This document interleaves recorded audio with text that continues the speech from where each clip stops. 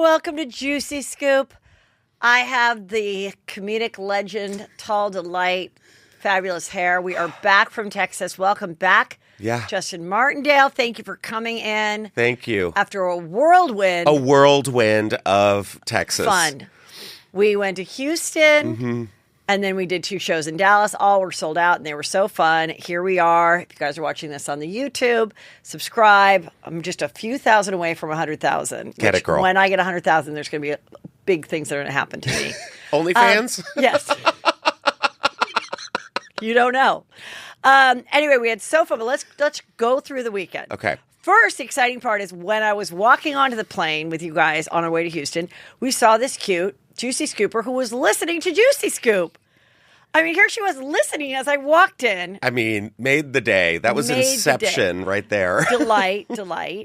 And then we did the show in Houston, which was fun. And then when we got to Dallas, I ended up making a TikTok that has since gone viral. I think it's about at 1 million now. Oh, wow. And because it was an important message. So I'm going to tell you the story, which you already know, but for the people. So we get into Dallas in the afternoon, like around 12:30 or something. And we were staying at a Westin, but now it's also a Marriott Bonvoy. What is Bonvoy? It? Bonvoy, yeah. Boy. But we walked in and I immediately said, oh, this is nice. I'm glad it's so close to the airport because, make leaving tomorrow easy. We check into our room. So we have 3 rooms. And Annie and I are on the 6th floor and you're on the 5th. Okay. And then we all meet down. Now, that's important to the story. So we all go downstairs and we have lunch there. And then we go up and you get off at 5 and Annie and I get off at 6 and we go into my room, which was 624. And I can say that now because I'm home in Woodland Hills. Yeah. Your room number? This is where I'm staying. So Annie and I are just going through some stuff about the show, and then she leaves, and I'm on the bed working on the show. So normally, every time I check into a hotel and every time I walk into my room, I always do the bolt and the thing on the top. Always. But because it was the afternoon and she had just walked out, I just remained sitting on the bed.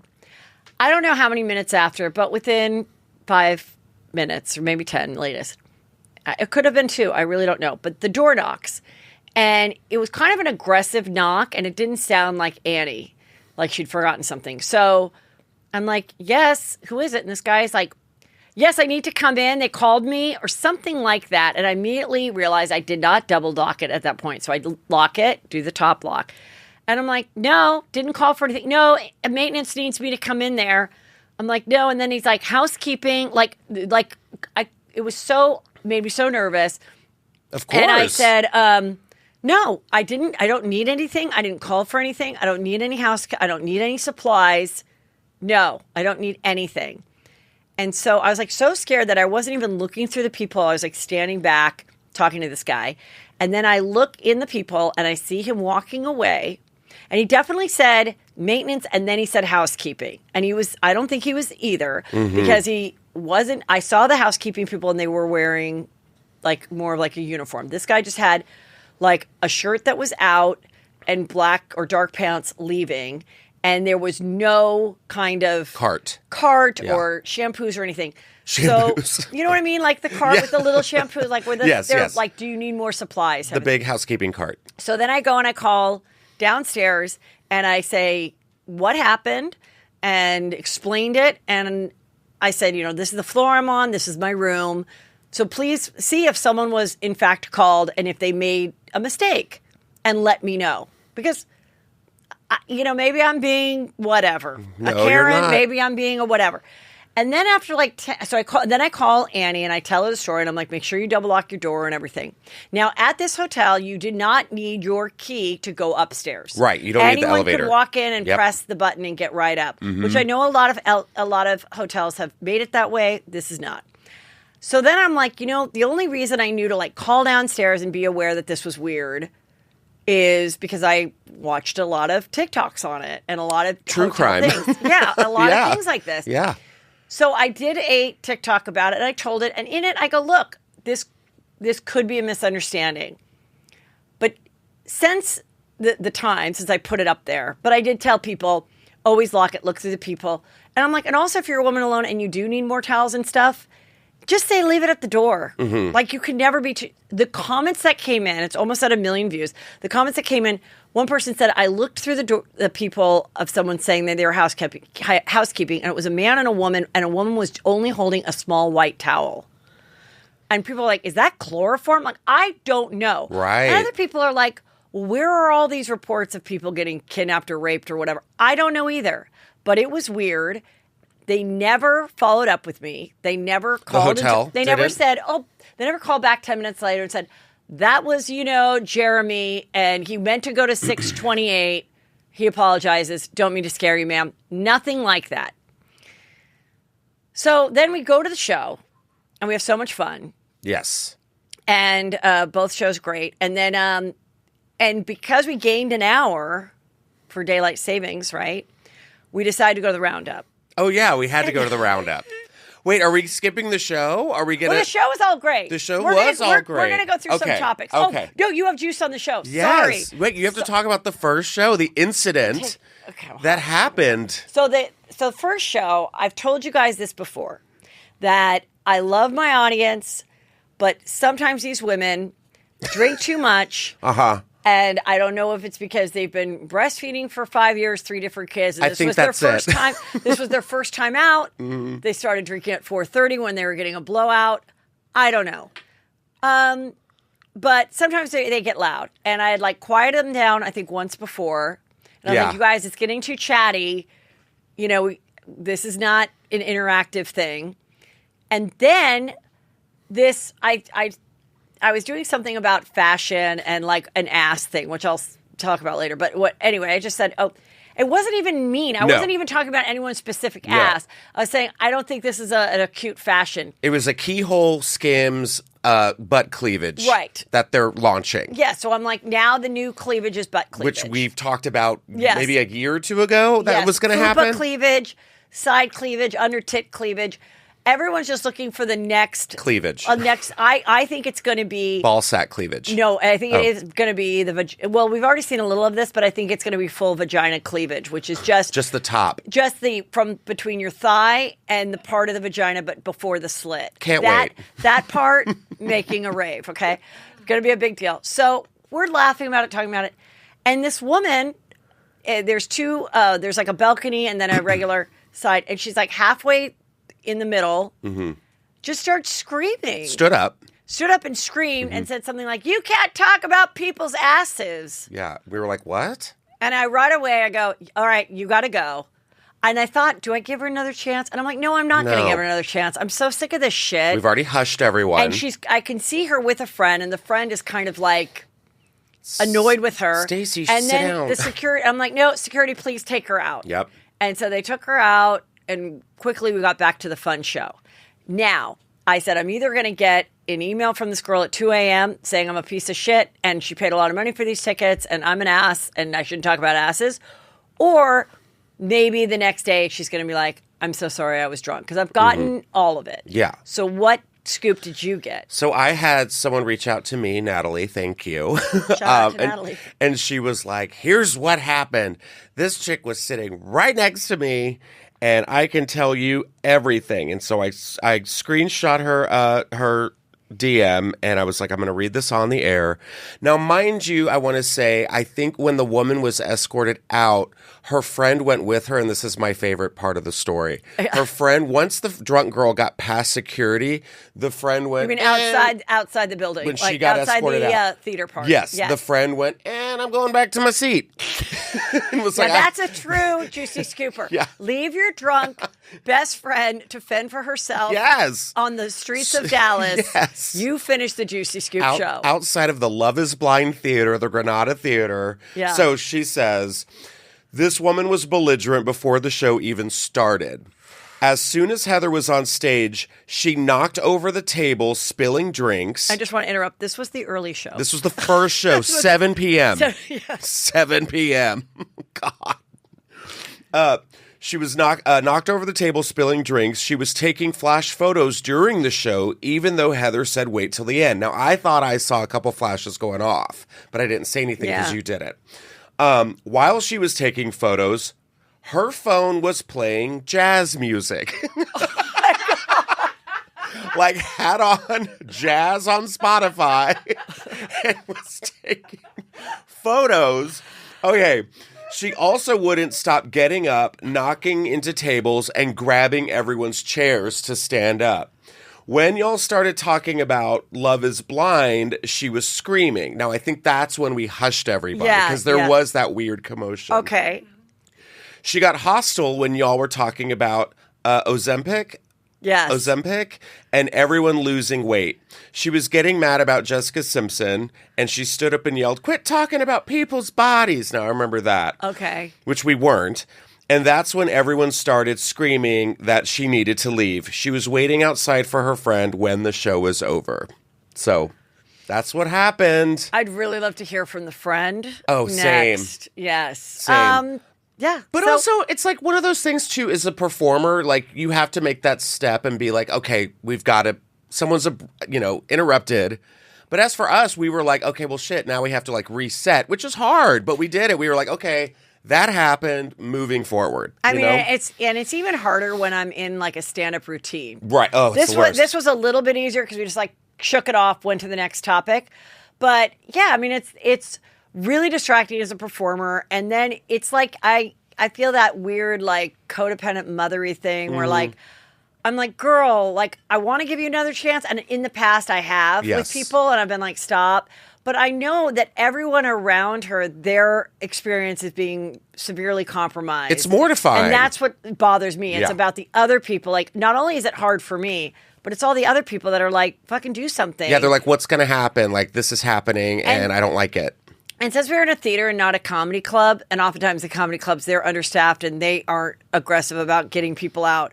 But it really had to like come from me to be like, no, goodbye. Mother has spoken. And it was kind of really empowering. Yeah, it was. Because I'm like, I don't care. I don't care that you paid. You're like fucking annoying. Yeah, and this is why I support women. I will say one thing about Ozempic. Okay. I did get a long DM from someone who said, I know you're talking about it, and I know people are talking about it, everybody's on it, and you might find like just an interesting topic. But apparently there is such a shortage now to get it. And the people that really need it are not able to get it. Mm-hmm. We also heard from another Juicy Scooper who took it.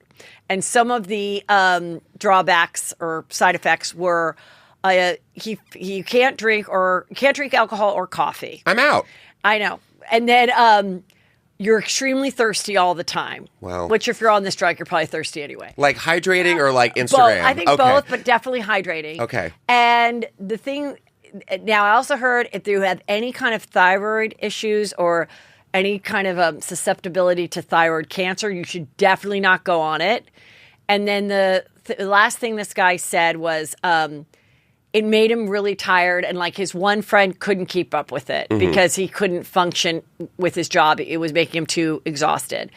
So for me, I can't be tired. And I'm, but now I'm also thinking, not that I was even looking into it, but I think the thyroid thing scares me. And then also, I don't ever want to be responsible for taking a drug from someone else. Because I was like... Because it's for diabetes, it's right? It's for diabetes, but I was like, well, wait a minute. It's not like I'm taking insulin. Like, isn't this kind of a new drug? And they said, no, this is just one person. No, it's been around for a while, and now it's really hard to get for people that actually need it. So I thought that was kind of interesting. Can I ask something? Is it because, like, I guess, like, during lockdown, like, people gained weight and they want to lose it fast? Is that what it is? Like, no, I think that they discovered that this was a side effect, just much like when Latisse, which made your eyelashes grow. Oh, right. That came from helping older people with glaucoma. Oh, okay. And that's when they realized, oh my God, there's something in this that makes eyelashes grow. So I think they originally made it just for diabetic people, and then realized this was something. It's a side effect. And for some people, they can take it and just lose weight, and they don't have diabetes, and they don't get sick, and nothing happens to them for now. Who knows long term? But of course, they have all those like warnings at the end. So I think that's kind of what happened, and I think then people were tuned into it. Mm-hmm. And even though you need the insurance, you need to be diagnosed to get it for insurance or a discount. There's enough people that are happy to pay a couple grand a month to lose 12 pounds. God, I wish I had that discipline and that bank account. But there you go. So, okay. So then I found out before I went to my Dallas show that I had my first protester. Aren't you excited? Yes. Yes, this was sent to me. And it says, repent to Jesus. With a Juicy Scoop pink poster. I kind of, okay, as much as I want to make this about me, I think there's a chance that he's just telling everyone should repent and not just Heather McDonald. I think, let's just keep it in your head that it was just because you're Heather McDonald. And because Jesus flicked me when I fell. Yes, okay. But I also think that there's a group of guys who do this for women performers. Someone said in the thread or something that they're like, if there's ever a female performer or headliner, they go and they call them whores and all this stuff and yeah. And I guess, he couldn't get a group of friends with him that day, and he said, you know what, I'm going to go solo on this. I think I can carry it. And the police took him away.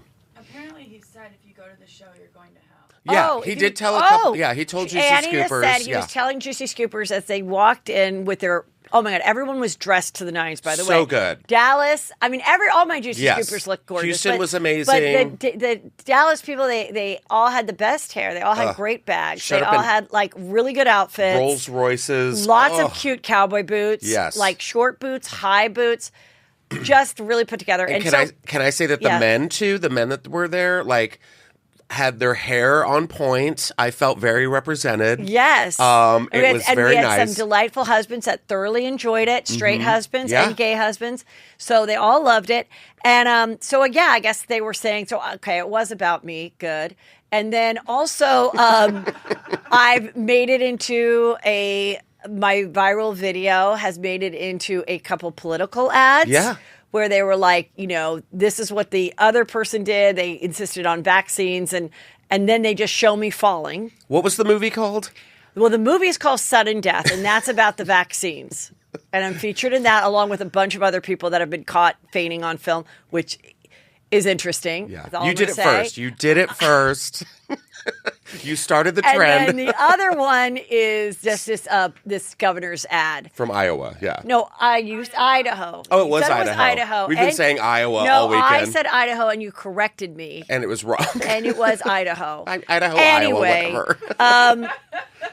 Anyway, Peter said, should we copyright that video? And I said, no, I like to be on TV. Just anybody that wants to, even if it's me fainting with my head's eyes going back in my head. Okay, so we had that happen. Then we go to the roundup. And, we had some very powerful Texan friends, Kelly and Kim. And there was a long line. Long-ass line. They're very confident that I'm a lot more famous than I am. Mm-hmm. And they're like, it shouldn't be a problem. And it was until I think they paid them. Mm-hmm. They sure did. They were like, we're the lesbian mayors of this town. We've got you guys. My friend even had like a mayor hat on. She looked cute. They were awesome. So then we go and we decide to go to the karaoke spot. I mean, first of all, the roundup, I remember going to the roundup, which was made famous by Leanne from Housewives of Dallas. But I remember when I lived in Dallas, the roundup was like a country bar saloon. We walked in there and it was like Mardi Gras. It was like crowded. I don't know if it was because of daylight savings, the extra hour, but it was extra slammed. hour did us good. So we go to the back karaoke bar. Let me just remind people of Leanne Locken was a Real Housewives of Dallas. And I think the show, though I liked a lot of the girls, was pretty boring as like a 4-season show. But the greatest moment was when Leanne Locken was high on not drugs, but to get her breasts fixed. Okay, so she was on anesthesia. And so I think she was kind of out of it. And she was mic'd. And she said to Brandy, who was one of the other cast members, she said, I don't know why Carrie always comes for me. Her husband gets his dick sucked at the roundup. I know the boys who did it. Mm-hmm. And that's where I became famous. And it's a big venue. I mean, I hope she goes and gets free drinks for the rest of her life. I bet she does. She has to. I mean, it was the best publicity. And I love that club. And the staff was wonderful. And we had a good time. And anyway, allegedly, that's what she said. And there was no proof of it. And I've met Carrie Duber and her husband. And I don't know anybody that did suck his dick at the roundup. I don't. Okay? Just saying that so I don't get sued. I do. So, no, I'm just kidding. I don't.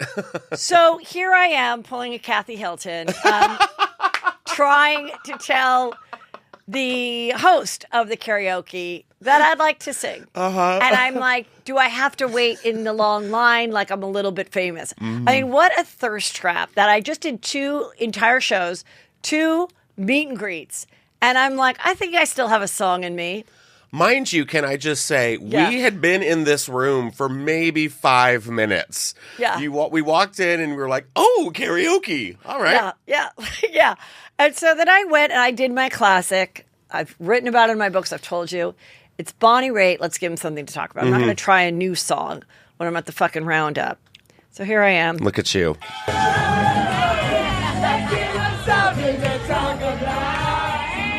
You got tipped? I didn't get tipped. Yeah, this guy gave me a couple $. I put them in my Spanx. Good for you. Just amazing. So here we are just having fun as the night goes on. And then Justin was going to be part of this too. Wait. Oh, no. Oh, I did not want to do this. I remember this. No. Oh, no, I definitely didn't want to do it. If you guys are watching this on YouTube, Justin's being so shy right now. He's definitely not wanting to participate. I did not want to participate. No, you didn't. I was like, it reminds me of like an anthem, you know? And I was like, oh, I don't want to do You this. feel like it was a little too gay for you. Well, it's just YMCA. It's like, oh. So anyway, we had a lot of fun. Then went to Kelly and Kim's house, had another drink, which we probably could have lived without. Then I come back to the hotel at 3. And the man is in your room at this. No. And I did not have my key card. Oh, my God. The drama. Which I looked over it. I'm like, no big deal, right? Here's Yeah. my ID, 624. Can I get my key card? This woman was like, I can't help you. I go, what do you mean? She's like, well, it's going to be about 35 to 45 minutes to get your key. I'm like, how is this possible? You're a huge corporation. It's 2022.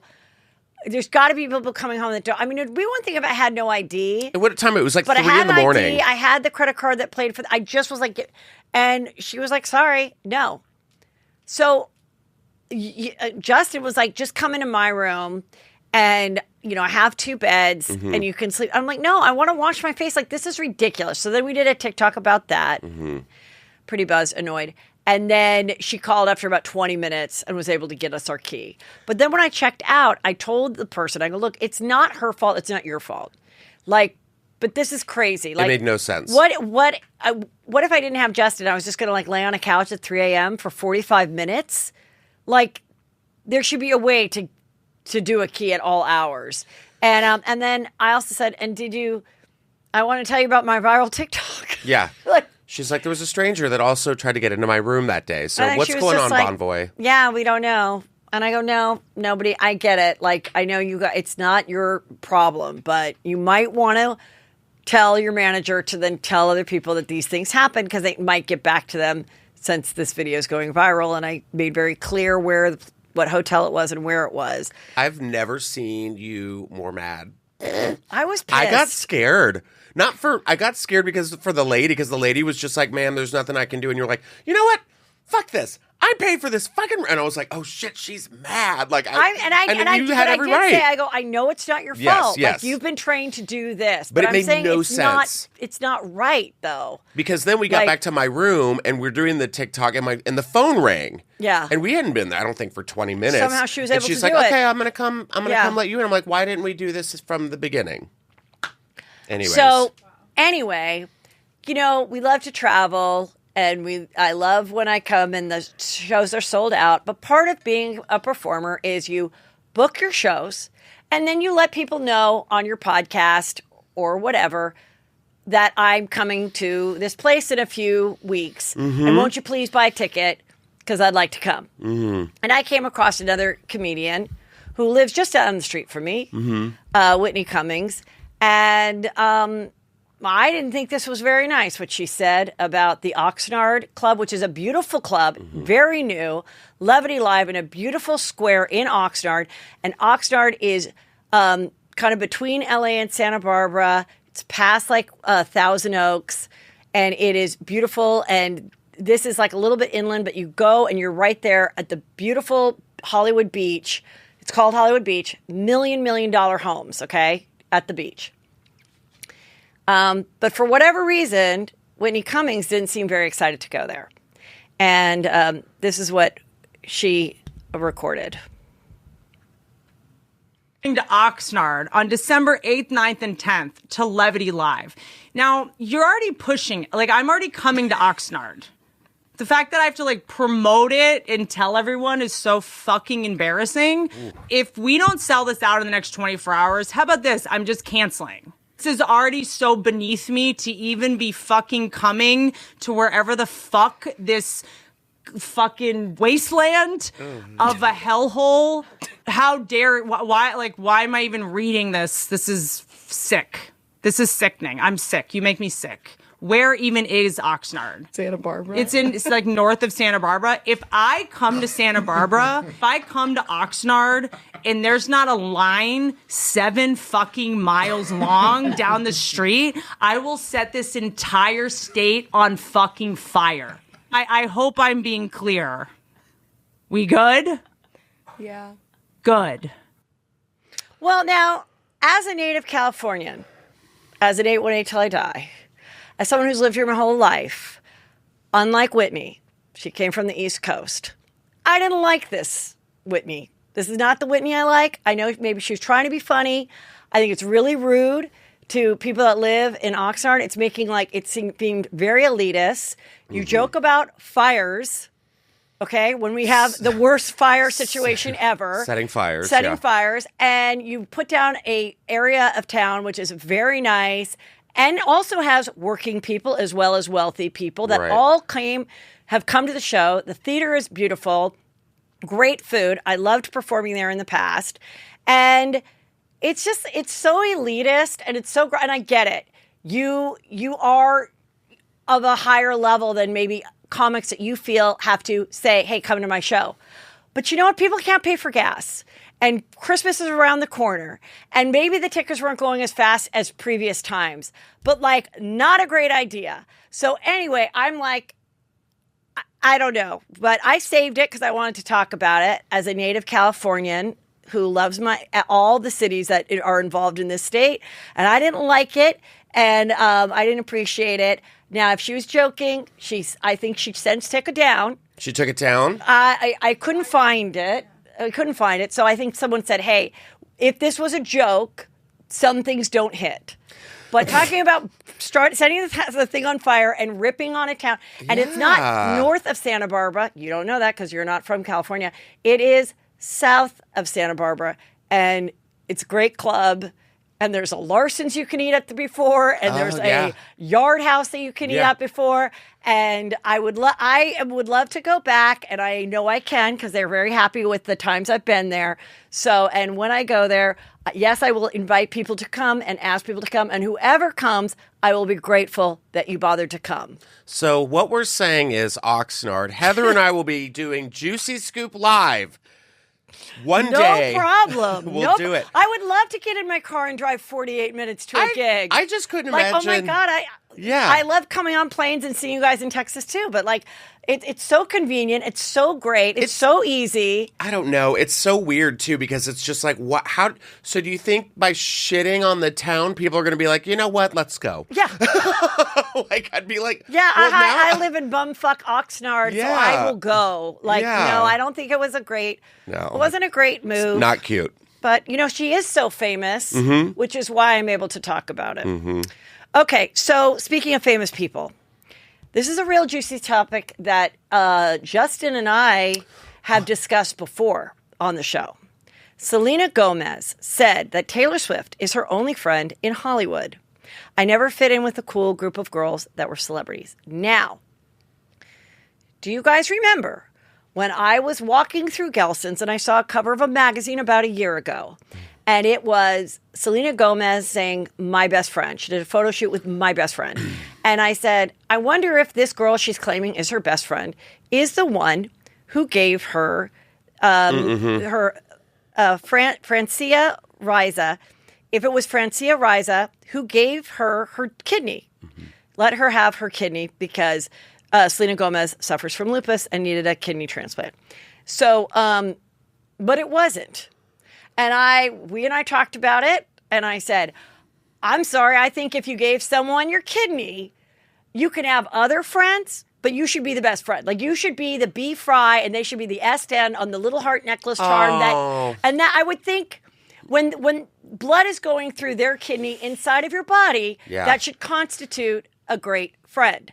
However, wait, little side note. You know, my other favorite story, you know who also gave their husband a kidney? Who? George Lopez's wife. Oh, right. Gave him a kidney and then he divorced her. Oh. And now he has a new show with his daughter, Lopez versus Lopez, coming out. You're welcome. I just gave you a shout out. Hope that kidney's working out for you. Anyway, so we talk about it. Yes. And that night, something very scary happened for you and me. The bots came after us. Oh, right. Or maybe not the bots, maybe real fans. They came after me. How dare I say anything negative about Selena Gomez? Which we didn't. The TikTok was going viral. It was just us talking about it from the show. I had to take it down. Justin, you had to go in hiding. I had to go into hiding. People were like, kill yourself. Yes. Take a bath with a toaster. And I was like, I'm on it. Relax. So many rat and snake emojis. Yeah.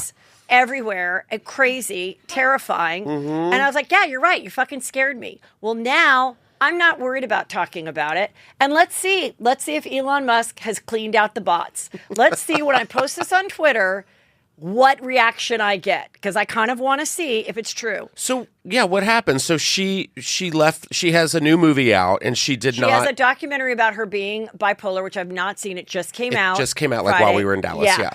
And she's very talented, she's very beautiful, but people talk about this friendship thing. Now, other people, Selena Gomez fans, are saying, well, she just meant that her only famous singer friend. Celebrity friend. Well, celebrity friend, this girl's an actress. Oh. So they said, well, she's an actress. Maybe she meant my only famous sing. Quote was industry. Friend in the Okay, she said her direct quote was, she's my only famous friend in the industry. Oh. That is my real friend. Music my only industry. friend in the industry is Taylor Swift. Now, this girl is in the industry. Now, if she was a roofer, I would say, all right, your statement's okay. Because you're famous, you're industry friend, but entertainment industry is what people refer to industry. They don't think dancing industry, Music, singing. yeah. When you talk about the industry in LA, it's entertainment, which includes every asset of entertainment. Okay. So, yeah. I don't know. I would love to get this girl on. Have her come on.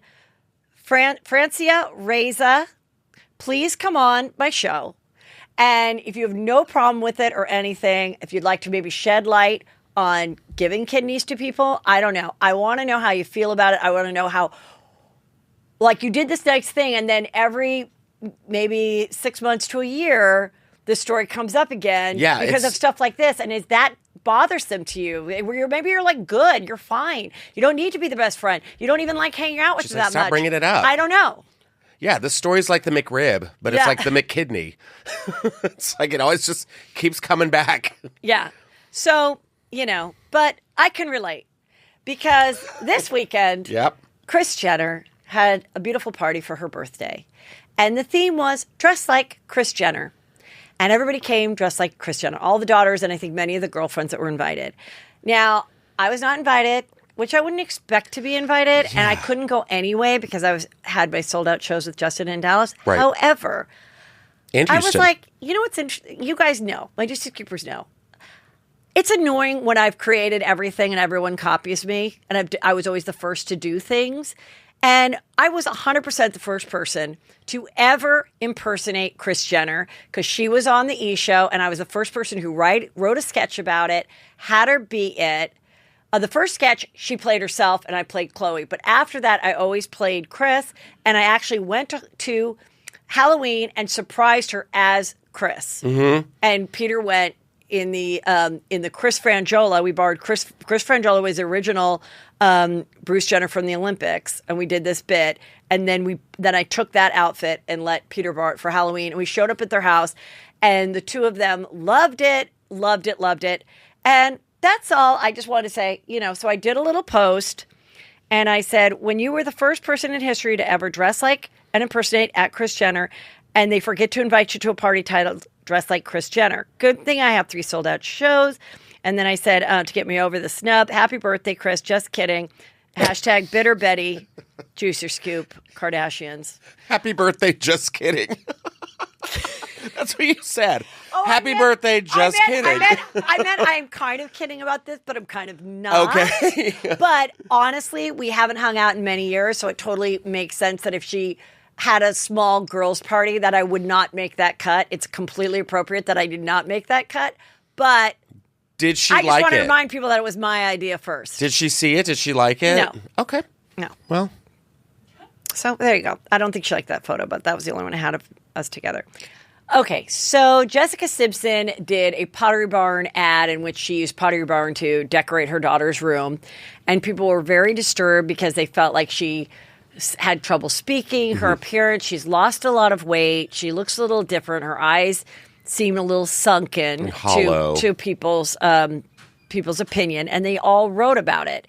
And I do want to say one thing someone brought up was, you know, if you ever watch the show with she and Nick Lachey, sometimes she would have to do like commercials or ads or whatever, and she would have to do a lot of takes. So I don't think she's great like in a commercial in presenting stuff. So I think there's that. I think she's definitely lost a lot of weight.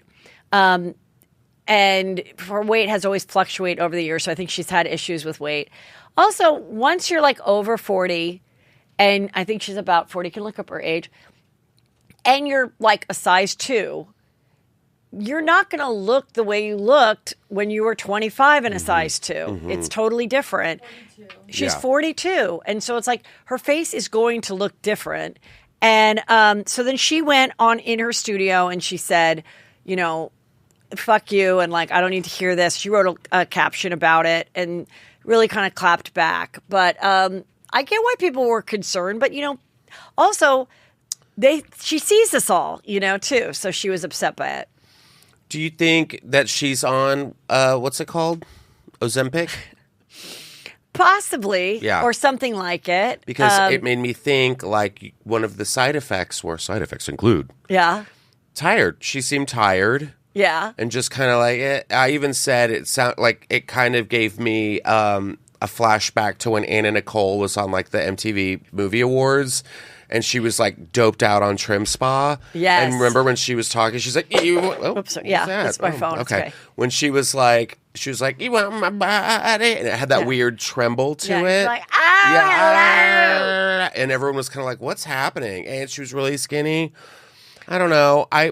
She also thought tuna was chicken. Right. And she thought buffaloes had wings. Yeah. So maybe she's not the best for commercials. Right, exactly. So, I mean, that was one thing. Then this was juicy.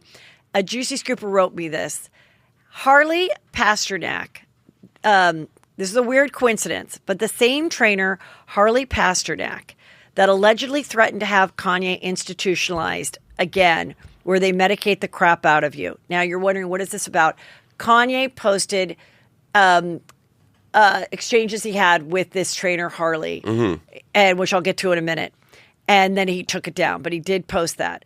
And where he said, Harley said to him, you will be institutionalized again, where they medicate the crap out of you and you go back to zombie land forever, is also, this guy, apparently, is Jessica Simpson's personal trainer. And she said in an interview she is following his diet plan to lose over 100 pounds.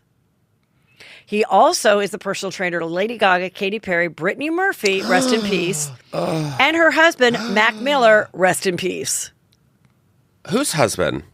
Brittany Murphy. Was her Mac Miller wasn't married to Brittany Murphy. Who's Mac Miller? No, Mac Miller was a rapper. He was with Ariana Grande.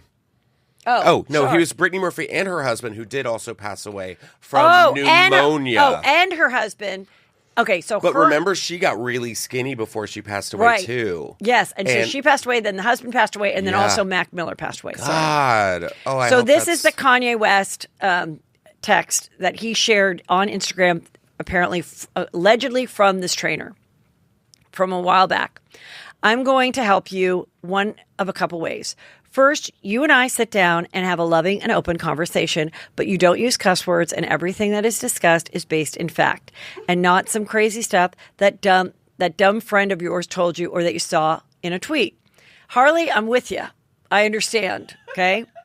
Second option, I have you institutionalized again, where they medicate the crap out of you and you go back to Zombieland forever.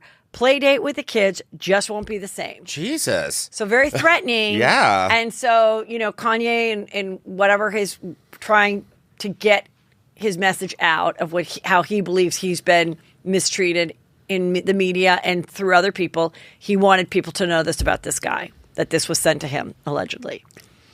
But it didn't come out of a place of like, I'm going to get you. It's like, no, like, this is. Well, he says again, right? Oh, yeah. Where you go back. So it's like, was he part of it the first time that Kanye went away? Right. And he there was malicious? threatening it again. He's threatening it again. And he has some connection to the powers that be to get somebody institutionalized as their trainer. It's so Nurse Ratchet. It's pretty scary. It is scary. So let's move to some fun. Cher, Yes. 76-year-old Cher, is dating Amber Rose's ex-boyfriend, Alexander Edwards. And they, after having dinner with Tyga, and the three of them were having a very quiet dinner where you guys go to this place if you just honestly want to have like a really private dinner and no one to know that you went out to dinner with anybody, and it's called Craig's. And paparazzi just happens to always be there. It's just casual, just a casual paparazzi. And got a photo of them. They definitely seemed romantic, and he was holding her hand in the car and like kissing her hand. Mm-hmm. And he also has doubled down and said, yes, like age is not, he said something like age is not a number, something like that. 40 years really age happy. difference. I'm really happy with this. Would you say it was a May-December romance? Definitely a May-December romance. And I said, if it's a leap year, I'm ready. I think Cher deserves this. She's been single for a while. Why does Madonna have to have all the fun with dating younger guys? And you know what? If Cher's getting new dick, that means we're probably going to get a new tour. And I'm all for it because she's done her farewell tour like 12 times. Yeah. And I love someone that says this is the final thing, whether it's going to Oxnard Yeah. or Cher going on tour. This is it. If you don't show up. I will say, though, I believe he came to, I think it was him. Will you see if he's the father of Amber's younger son? This guy, but he cheated on. He was very charming when he came. He was very sweet when Amber came on the show, and they were very in love at that time. And she also said, but then he admitted to cheating on her, like on a radio show. She found out he cheated. She got rid of him, and then he confirmed it was true. But one thing that Amber did say was that her mother adored him, loved him. Now, I'm not saying the mother was romantically involved, but I'm just saying older women find him charming. Good. Electric Alexander Edwards is their child. And this is their child. This is the father of the child. What a weird world we live in. Yeah. Like Cher could be Amber Rose's kid's stepmom. Right. Whoa. I didn't even think that. Turn back time. Oh, holy God, that's so wild. And Chaz could be that child's step sibling. Right. Chaz Bono. Stepbrother. Yeah. That's crazy. Stepbrother. That could be the new stepbrothers. Yes. Chaz Bono and this Amber little Rose's kid. baby. Yeah. Do you think they're like boning? Yes. Do you think so? 100%. Because I'm just wondering if it's just like taking care of her and just kissing her and just being romantic, or if it's just like, hey, No. Cher, can you handle this? And she's pinning him down like, and I'm strong enough, and you're like, oh. I mean, who knows what kind of, how they are in the sack together. Mm-hmm. But I think Cher's they're wild. in the sack. I know, but also you're 76. She's still got it. You still got it, but I don't know if you can do like the tricks and the spinning and she like. She can do the tricks. Okay, good for her. Very sad news. Of course, we heard this on Saturday. Aaron Carter has passed. He struggled with drugs and alcohol for so long, and he was found in his bathtub in his home in Lancaster, which is like an hour outside of LA. Have a great improv there. No, do they? No, God. We will be coming to Lancaster. It's like out on the outskirts of LA, like an hour outside of LA. Yeah. And, communities are there. It also has trouble with drugs and selling of drugs, and with the rise of fentanyl. I'm just guessing. I wouldn't be surprised if when they do an autopsy, if they do, that besides maybe there being prescription type drugs in his system, maybe he tried to buy some type of prescription drug thinking, but he had to buy it on the street because he needed so much of it. Right. And then, of course, those things, there's like these copycat, like Xanax, where they actually have the thing that looks like the pill. Oh, right. And then it has other things in it, like a fentanyl or something. And I'm thinking, hopefully something like that didn't happen. So it's like, yes, he was abusing drugs, but I think, of course, it sounds very much like an accidental thing. And it was sad. He had a girlfriend. He had an 11-month-old child. Oh, I didn't know that. Yeah, and then his brother, Nick Carter, the brother, sobbed during a touching tribute to Aaron at a Backstreet Boys concert on one day after he passed. They were in London. Yeah, I saw this video yesterday, and it was heart-wrenching. Heartbreaking. I'm a Backstreet Boys fan for life. Like, I love them to death, and it's just so sad. I have to give props to Nick for, finding out your brother passed away less than 24 hours and then performing in London. Like, I don't know exactly the venue. I don't know if it was the O2 or whatever, but and they did a tribute. They they were on top of it, being like photos of the family and stuff. And that's so great. I'm glad they went forward with the show. I really they rallied around him. Because they had his back. It's just by going forward with the show, he was getting love and attention on him and his life.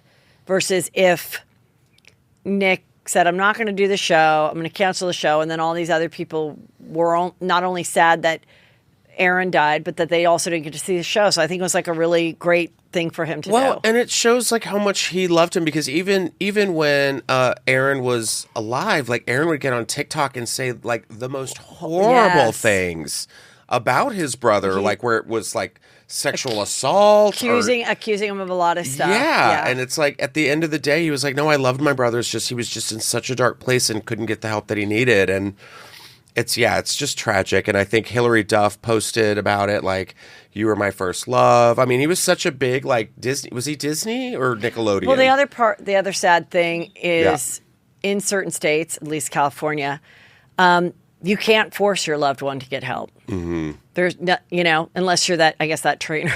Yeah, exactly. God. Or Lou Thornton or something. I don't know. But for a regular person who has a loved one like a sibling that they really want them to go into a drug, they cannot force them to. Mm. So that's what's really hard too. Another prediction came true. Did we not call that? Jingle Bell Rock is Lindsay Lohan's new movie, and no. Falling for Christmas is the movie. Falling for Christmas, but Jingle Bell Rock is what she sang as Mean Girls when they wore the hot Santa outfits. Yes. So she has, in fact, recorded a new version of that song, and it's everything we thought it would be, and it's here. Prediction come true. Watch out, Mariah, because here we go. Jingle Bell Rock. Have you heard it yet? There was a clip of it, and it's something. I want to jump to a very juicy prediction that Peter made. Wait, what? Peter has his own prediction. Okay. He sent this to me. First of all, he filmed it off the news and was like, "This is fake. This is fake." And then he sent it to me, and he goes, "I predict this is fake." So the Today Show, this story came, the story behind the surfer who got photobombed by a great white shark. Peter believes that this is not a real photo. What am I looking at? Do you see the shark in the back? Oh, what? Is that a fin? Yes. Okay. Peter says he doesn't believe it's true. His experience as a photographer, but more importantly, as a San Diego native and Oceanside lifeguard. I don't know. We'll see. Yeah. Peter, investigate it. Tell me what you guys think. Do you agree with Peter or not? And where is this supposed to be? In San Diego? Peter, where was this supposed to be? California coast. Southern California. He doesn't believe it. Now, why don't you believe it, Peter? Because the shark is too big? The sharks do not come above the water like The sharks do not come above the water like that. Now, Wait. I will say in your defense, I will say in the defense of other people, he says ever, 35 years ago when you were a lifeguard in Oceanside, the earth was different. Yeah. And apparently sharks are getting bigger, Yes. more aggressive. Pangea. I don't know yeah. if you saw Jaws 3. I don't know if you saw Jaws 3, but the baby of Jaws went from the Atlantic Ocean into the Pacific Ocean SeaWorld. to find the person that killed its mother. So, yeah, shit happens with sharks. And That only happens in South Africa off the very cold southern. it's called Cape Town. Peter Yeah. is saying it only happens in South Africa. Okay, you guys. I watch documentaries, and I've seen sharks. The great whites jump out of the water to eat. In South Africa. All right, let's see. So in California, All I know they're is just- that they're all stoned and just swim underwater. all I know is that Justin successfully predicted that Lindsay Lohan would re-release the song Jingle Bell Rock for her Netflix Christmas movie, and we will see where Peter's prediction lands. We should probably know in a couple weeks. Right. Me just talking about it will start an investigation up there with Watergate. We're gonna okay? get David Attenborough on the show, and Who's that? what? He's the BBC documentary guy. Oh, okay, get him then. The great white shark jumps above the water. We're gonna figure it out. We Okay. don't know. I know you stopped following our girl Britney. I did. I couldn't. Let me look. She had a weekend. Did she? she? Had quite a weekend. Good. She. Did she get out of her kitchen? These is what people are concerned about. Okay. So she's doing her normal dancing, crop top, bikini bottom, white boots. And she says, my crop top with my sleeves is she explains it as her very expensive blouse, which is weird. And she goes, I went back to my old house and danced in it. And people are like, okay, so when you sell your house to someone, you just knock on the door. And they happen to have all the same furniture and you're dancing around. So more and more people are like, I think she's losing it. And I also really don't know if any of this is true. Where's Sam? What is happening? Did they keep both houses? Is this an old video? What's happening? And then she posted the same thing 1, 2, 3, 4, 5, 6, or 5 times, which was strange. And then this was pretty weird. This was one of her posts this weekend. My new expensive white butterfly top, lots of T's. It's crazy. Here's me dancing with no heels. Heel emoji. Trust me, ladies, before I started dating Sam, way back when, I wore the highest fucking heels.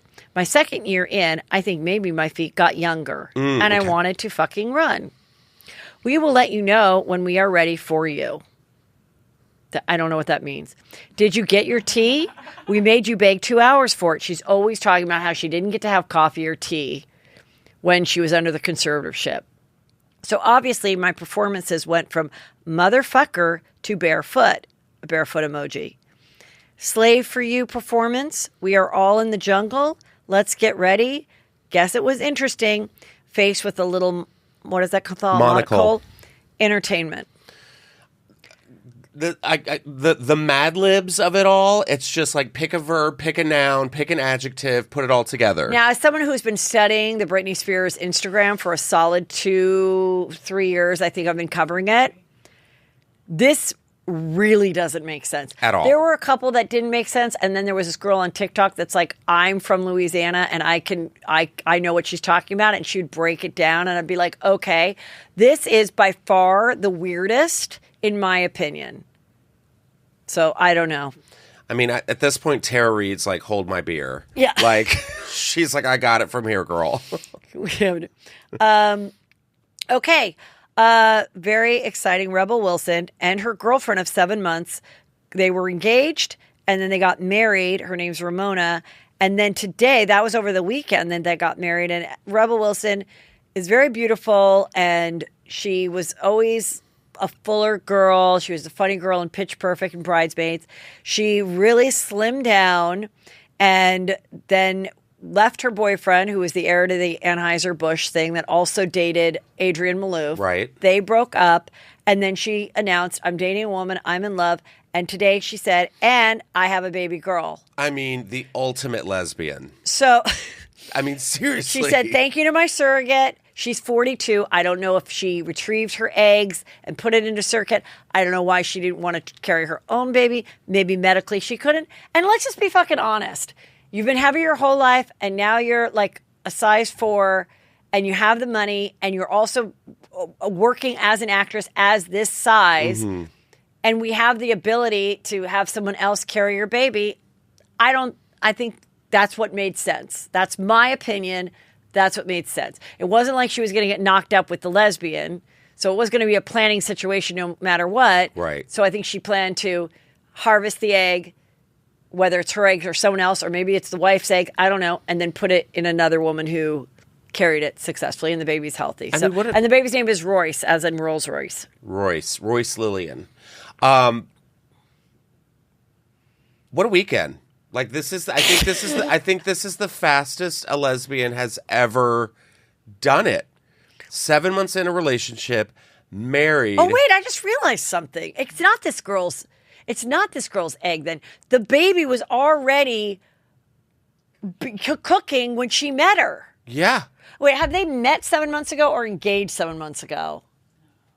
They got married. So she may have already been pursuing single motherhood. Yeah. Then fell in love. And then was like, the baby's here or the baby's coming any minute. Let's make it official because I want you to share this experience with me and be her other mother. I mean, this is the ultimate. Their earliest post together was November 2021, but they did not make their relationship official till January 2022. So the first post was November 2021, So August. which means November 2021, which means just a year ago.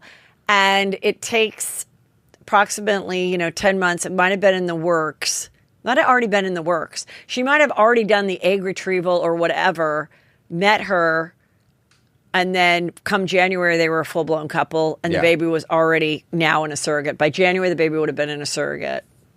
Yeah, because it's 10 months. It's actually not 9. It's Really? 10. The whole time? Yeah. I was. It's more. It's 40. It's 40. It's more like 40 weeks, not 36 weeks. I don't know. Who cares? Well, someone knew? I'm sure will correct me. Okay. But, I mean, that was the fastest U-Haul lesbian relationship I've ever witnessed. Like, everyone's like, oh, lesbian wedding. No, this was a lesbian wedding. Well, these girls fell in love after one pageant. No, I don't know. They may have known each other. But Miss Argentina and Miss Puerto Rico also got married. And both the sets of lesbians, Rebel Wilson and her wife, very beautiful, but very similar looking. Mm-hmm. And these girls they're blonde beauties, and these girls are raven hair, very pretty beauties. Both, darker skinned and dark, and dark hair. And so, I mean, people like to marry themselves. I mean, they look a lot alike. Thing.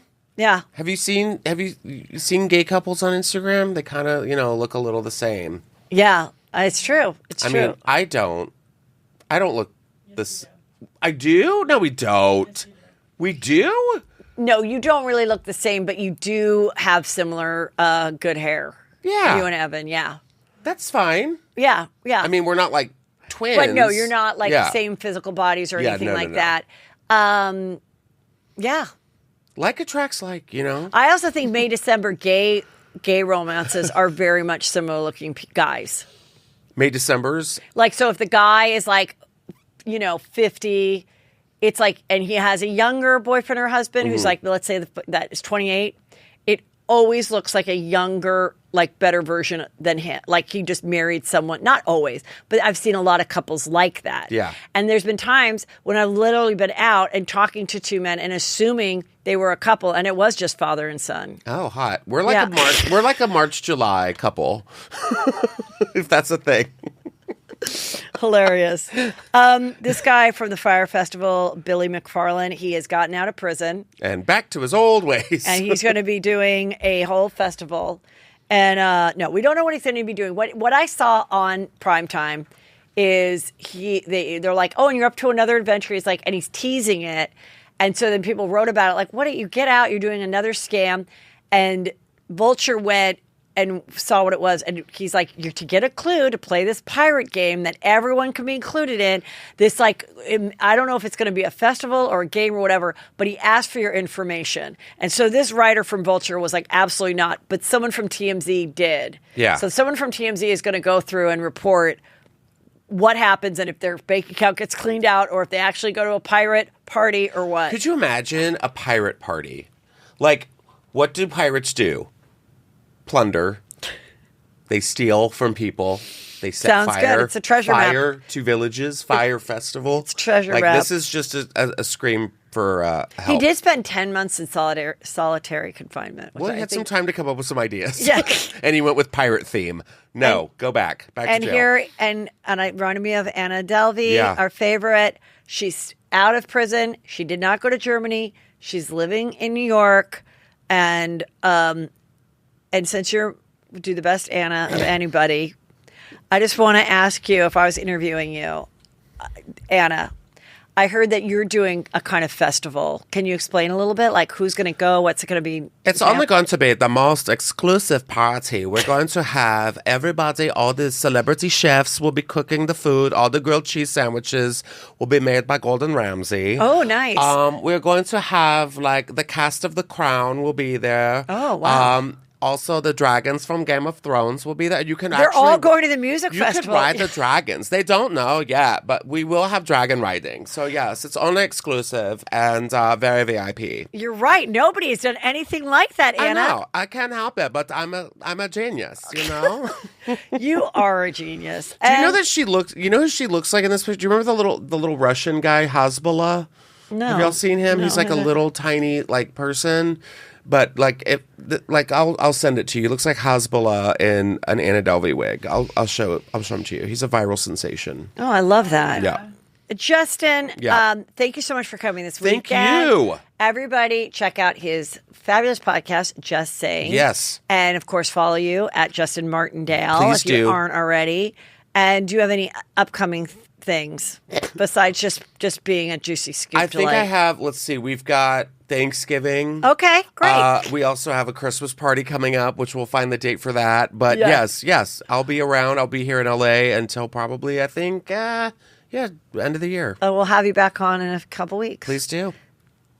I need to talk to you about the most important television show ever in my life, and that's Sister Wives. Oh my God, it's gotten really good. Boring as ever, moves like molasses, but I can't stop watching it. As you know, we have Cody and his 4 wives, and Christina's leaving. So last night, they have their outdoor meeting. They still are, I guess, concerned about COVID. So they sit outside with, their 5 chairs 6 feet apart. And Christine says, my house is sold. They live in Flagstaff, Arizona. And I am taking my youngest daughter, and the 2 of us are leaving Cody and all of you to move to Utah, where my older daughter is married and lives. And she said, that's it. We've been struggling for a long time. And Mary is totally bitter because she's like, you don't just give up on the family. Like Cody, and I haven't gotten along for years, and we haven't been intimate in years. But I'm staying because I think there's still hope. And then they cut to Cody, who's doing his interview, and he goes, I wouldn't care if Mary left for good and found somebody else. I wouldn't care. Like, she has no idea. Meanwhile, she's at her Airbnb that she had with her mother, but the mother passed. And then she goes, I'm here. She does like a video. They're doing a lot of filming by themselves, which, by the way, these are the poorest reality stars I've ever seen. I don't know how little money TLC has been paying them, but they've been on for 12 years. And they film a lot of their stuff themselves. They show them putting a bed together. They just put a camera in the corner. She's doing like a Instagram Live with her best friend, Mary, which that doesn't require any TLC, video professional. And she's sitting there with her friend laughing so hard. And Cody's like, I'm glad that Mary has a friend outside of the family because the family doesn't really like her. I mean, it is so awful. Okay, so she's pissed because she's like, I stuck through it. Why don't you? And Christine is like, well, I haven't been happy for a long time. We haven't been romantic for like a decade. And, and she goes, and Cody plays favorites, favorite wives and favorite kids. And that's not myself or my kids. She basically says that. Janelle, the one in the orange over here, she's nice. She and Christine love each other. They raise their kids together. Her kids, like their kids all like each other. And Janelle's daughter, Maddie, lives in North Carolina with her husband, Caleb. And Isabel is Christine, who's leaving. That is her daughter, and she's going to go to community college, which is near Caleb and Maddie's house, and live with them. And she's like, I am just so excited for Isabel to be with Caleb and Maddie. They're so excited for her. She's so close to them. And Caleb just can't wait for her to come. And it's so great for her to see a wonderful marriage and how a wonderful marriage looks. Am I the only one thinking that this might be maybe not the intention? I'm just saying prediction. Would not be surprised if in a few years, Isabel was, quote unquote, marrying into this family. I know some people, if the sister wives watch this, they might get very upset with me. You came from a polygamous family, Christine. You were in one. It didn't work out because of Cody. So if Caleb could be great to two wives, I'm just saying, has anyone else thought this? Okay. So anyway, Robin, who's been the favorite, is the fourth wife, who is the actual only legally married wife because she brought 3 children into the marriage with Cody as the fourth wife. And he was like, can I marry her, Mary? Can I divorce you? And can I marry her so that her kids can, I don't know, have health insurance or something? I don't really know why. But they did it that way, and Mary agreed. And since then, during the 3 years of COVID, Robin and Cody were like terrified COVID people. And so he really used that, I think, as an excuse to like never really see any of the other wives, any of their kids. And it ruined an already bad situation with Christine. So Christine's like, I'm leaving. That's it. And Robin starts getting so mad. And she says, Christine goes, it's been bad since we all lived in the cul-de-sac in Las Vegas. And Robin goes, that's not true. You're lying. You're lying. It wasn't that bad. It wasn't that bad. And it's like so weird because it's Robin who's the fourth wife. It's like, I just don't think I want to be stuck with this guy forever. And I feel bad because now the whole world is going to think I, as fourth wife, like ruined this polygamous family when that is not what I signed up for at all. And that's what I find so interesting. And now Cody says, we have been public for 12 years. And I set out as my purpose to show the world that polygamous marriage works. And by you leaving and you deciding that it's over, even though I didn't want to have sex with you and I never came to visit, but by you leaving, now it puts a crack in the facade that polygamy isn't as great as what we said. And now I look like a fraud. So again, it's not even about Christine's happiness or about the happiness of the family. It's still about him because he's like, oh my God, now everyone's going to say this doesn't work. Well, it doesn't. It doesn't. And you know who's the most miserable of all? Cody. Cody's the most miserable of all because he has to live with himself. They only have to live with him just a little bit. And now one's in a trailer, doesn't have room for him and his hair products. That's Janelle. Mary, he wants nothing to do with. He's like, go live far away in your Airbnb. And Christine is leaving to a whole nother state, back to Utah. And Robin is like, holy shit. I have to deal with this guy and his narcissism and his ego alone. And then also, where does the show go? I think they're all also freaking out. Like, where does the show go? If Christine leaves, now the kids are getting older. We're not doing all this stuff together. Oh, by the way, the oldest son of Janelle's, he got married. And I guess once he turned 18, he never wanted to be on the show or anything. But they were all invited to the wedding. I found out that behind the scenes. So there you guys go. Very juicy. Watch it. Also, Salt Lake, just all about the Mormons. I'm going to just do a fun recap on Salt Lake City of what made it juicy this week. Well, this guy is like a cute bear, and he, I guess, left the church too. And he's going to start a choir for Heather Gay to sing in. And like she's going to have auditions. So it started out like that. And then Lisa Barlow talked to her son about going to college. And he's like, fudge college, Mom. And she's like, I know you have your products that we set you up with your companies, but I still think that you should go, still think you should go to college. I mean, I want you to go to college. And she's in a lot of turmoil because the season has started where rumors are flying that Lisa Barlow, who has Vita Tequila, which, by the way, don't know, very hard to find. Send it to me. Lisa. You sent it to me when I was in Park City, Utah. I don't know where else to get it. Anyway, the girls were saying that she was blowing people to get Vita tequila into restaurants and things, and that she was also blowing some guy to get jazz tickets for the family. She has since, totally denied it. Meanwhile, this part's sad. Whitney, who talks like this, her husband, Jason, he comes home and tells her he's been fired from his high position at a big MLM that sells, I think, vitamins. So he was like top tier, helping with sales. And he starts to cry, and she's like, let me get you a paper towel, which I thought was kind of rude because I don't think that's very soft. He already has kind of a little bit of a rosacea, but she's got her own skincare line. Maybe she can help.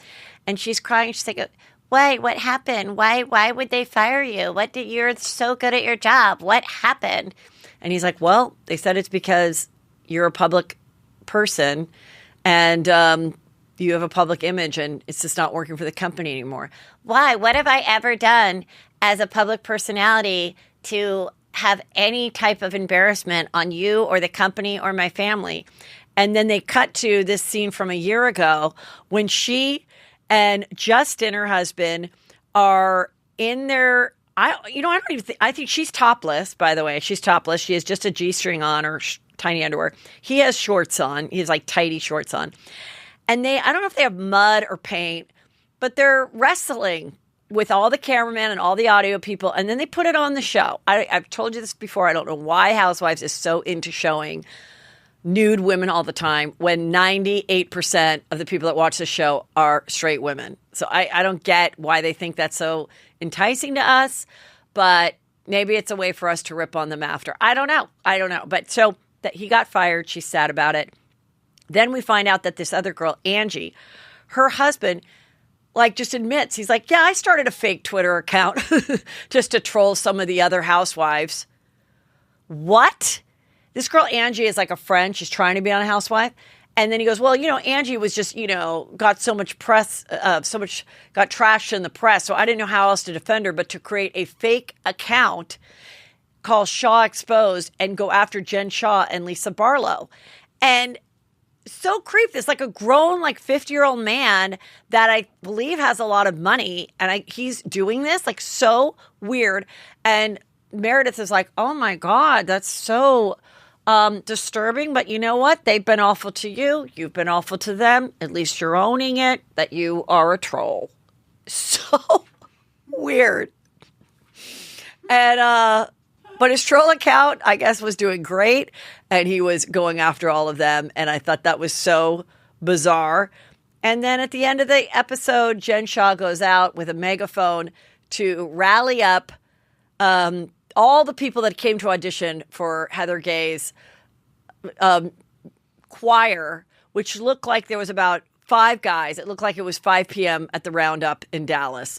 There's literally 5 old gay guys waiting to sing their heart out. Nobody showed up to this thing. It was freaking hilarious. Okay, you guys, it's here. It's almost the end of the 2022 Live Juicy Scoop Tour. I do not want you to miss out. I have a few tickets left for Boston. That is Thursday at the Wilbur Theater, Thursday, November 17th with Chris Frangiola. This is going to be such a great, all of them are going to be so great, you guys. We've had such a fun time doing these shows. There's only a few tickets left there. We just opened a few great seats that are left. Friday, the 18th in Philadelphia. You guys get that. And I don't know, there's probably a handful of tickets of each. There's an early and a late show on Saturday, November 17th in DC at the Kennedy Center. All of that is at heathermcdonald.net. Pull over right now if you are in any of those cities and get your tickets right now, because after that, it's over.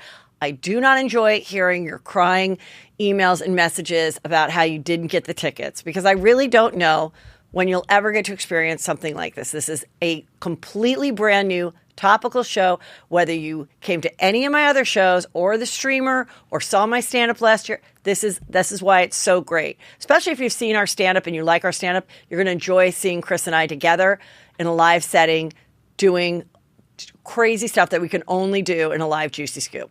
heathermcdonald.net. Thank you.